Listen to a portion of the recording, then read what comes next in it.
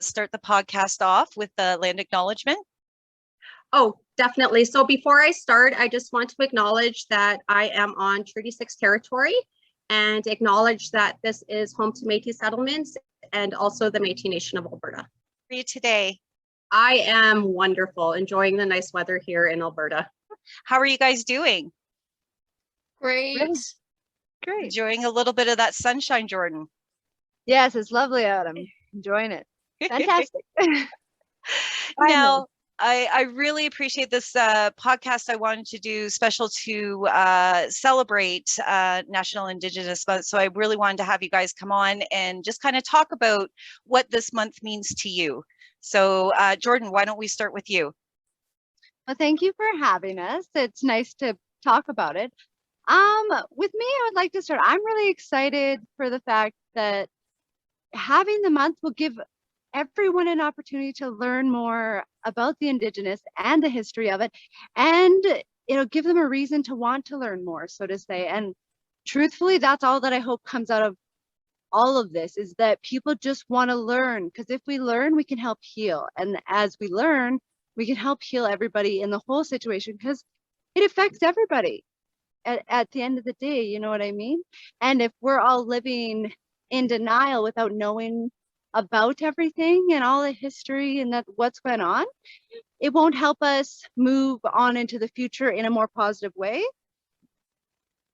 So I hope one day in Canada it's brought back into schools to teach about it. When I was young, my mom used to take me into schools and we would teach the Indigenous culture. So yeah, it was really, I really enjoyed it. And I did that up until I was in grade, I think 7, and then I was forced to, like, we were forced to stop. It just wasn't accepted anymore. But I think something like that coming back would be wonderful, just to help kids learn, right? And get them involved. And we used to make leather pouches. We didn't put tobacco in it, but because they were for kids and such, and we'd do some beading and stuff, and then just teach them, and it helped them learn a lot. And I think something like that would be great. That's what I would like to see in the future of Canada. It's just that we learn and we accept and we move on and we try to help each other heal through it all. So well said, Jordan. Oh my goodness, I got goosebumps right now. Brianna, what about you? What's this month mean to you, and what are your hopes? Well, for me, Indigenous History Month is definitely a time just for us all to really come together in solidarity with each other and really to help others find their voices, as long as be proud to use my own Indigenous voice and get the discussion going about my culture and my past, and educating my non-Indigenous fellow peers and the people around me that may not be educated about it. And it's just nice to have the month for people to recognize Indigenous history, and that gives them kind of like an open door to want to learn. As an Indigenous person, it means recognition for sure. It's a time to celebrate and honor our culture and traditions. It's a time of learning and sharing who we are as First Nations people. Canada needs to hear our stories, and with Canadians, they will have a better understanding of what our journey has been from the past and what current events are actually happening right now. I guess my hopes for all Canadians is to take the time to honor and celebrate National Indigenous History Month. Be a part of a positive transformation, because we cannot change the past, but we can definitely shape the future. And I encourage my non-Indigenous brothers and sisters to take part. And that's a great stepping stone for us to definitely do.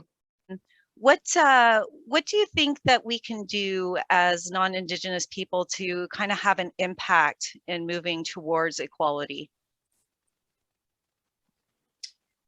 Well, personally for me, I think that moving forward, everything would run a lot smoother if everybody would speak up. You know, a lot of times, often you don't even notice unless you're really listening for it. You hear those stereotypes or the unsupportive or uneducated comments about Indigenous people. And the more you are educated and the more you know, the more you are able to speak up about it and say, oh, that's not actually what happened. That's not right. And, you know, it's always nice to have that extra lending hand in there that's educated and comes at it at an educated point of view. And I also think that the Indigenous culture needs to be introduced to our younger generations a lot sooner. And we need to incorporate that into the education system as soon as possible for those kids so that they know what's happening, they know the history, they know what's going on. Because we're teaching them the history already of Canada, but we're just leaving out a few parts. And I think that if we reincorporate those back in there, then there wouldn't be so many people that have no idea what's happened or what's going on. Absolutely. Jordan? Yeah, no, I agree with everything you're saying. Again, I think it should come back into the school systems a little bit more. So we should be bringing the people in, and we should bring elders into the school, like in the school systems. In Central Alberta here, I know my mom pushed to have it, and we had it for years, and it made people that I knew a lot more educated, whether they were white or Indigenous or not, any race, so to say. And something like that made people be a lot more understanding.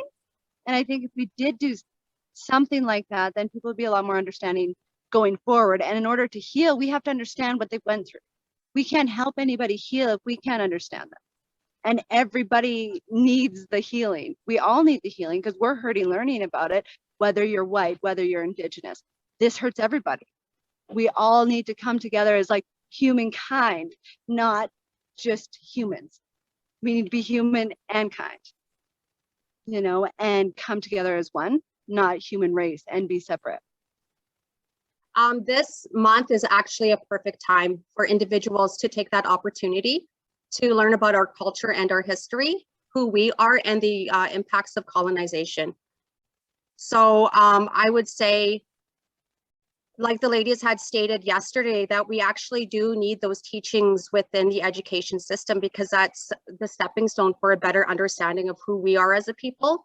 And it would actually break those barriers in regards to misconceptions, and then also just building a more strong front for us to move forward and have that positive change within Canada.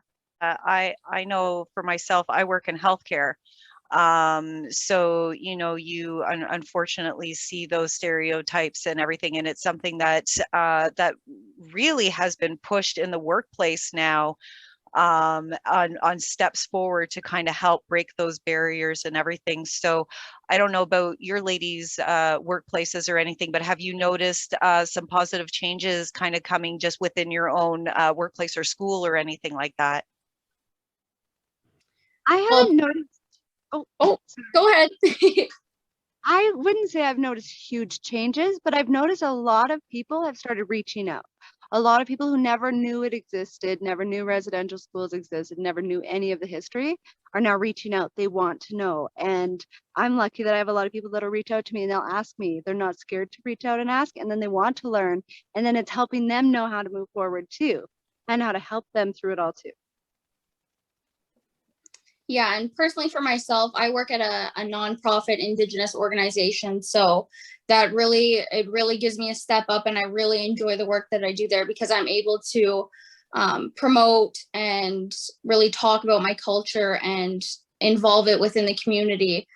And it's a great opportunity to have.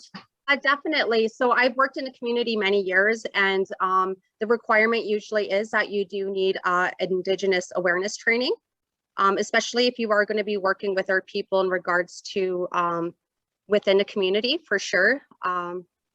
Especially like with the justice system, the child family services system, along with that, the healthcare system. They're really pulling for individuals to have that training in place. Anything that you want to add or anything like that? I'm just really thankful that you had us on and everybody's wanting to move forward. Yes, I just want to honor and send my prayers to all the children who never made it home from residential schools. Our heart is broken as the recent discovery has shook our whole nation. I've seen how residential schools affected my people and the intergenerational trauma. it has created. My residential school survivor, and his story was actually told by my cousin at the TRC here in Edmonton. He is the whole reason why I work within a community. I value my work as it strengthens my people, and to see them succeed is something that I truly, truly value. I just want to acknowledge too that we have some strong leaders and individuals who are making changes and building relationships within our community. I would like to honor them and say thank you. They are our new warriors, and they are moving mountains for our people on Turtle Island. So let's remain strong and let's remain resilient as we have. Thank you so much, Nikki. So wonderfully said. Thank you so much, Hun, for your time. I really appreciate it. Yes.